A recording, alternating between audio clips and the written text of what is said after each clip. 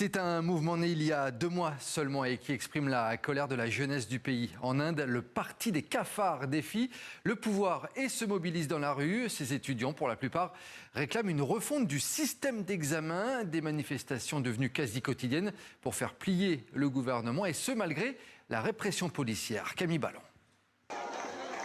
La fatigue commence à se faire sentir, mais pas question d'abandonner. Malgré la répression, malgré les violences, les cafards sont toujours dans la rue. Nous remercions la police de Delhi d'avoir frappé des enfants et d'avoir causé des blessures à la tête à des filles de 12 ans. Cela fait des années que la capitale indienne n'avait pas connu de telles manifestations.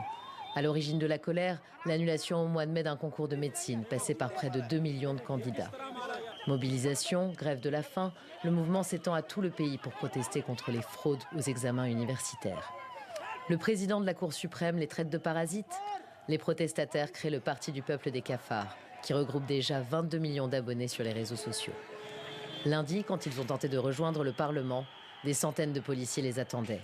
Gaz lacrymogène, affrontements, près de 180 personnes auraient été blessées.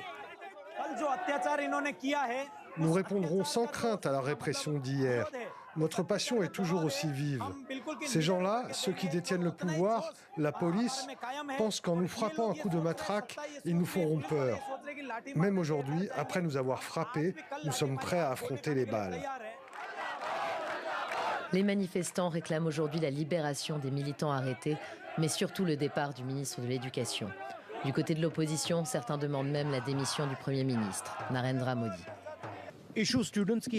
Il est question des étudiants et de l'avenir de la jeunesse.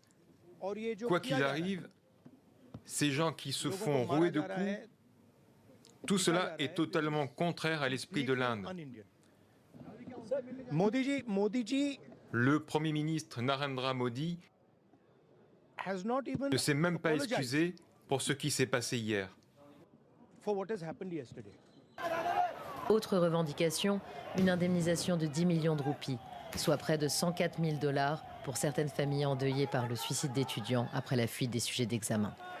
En l'absence de réponse, son fondateur l'assure, le mouvement des cafards ne s'arrêtera pas.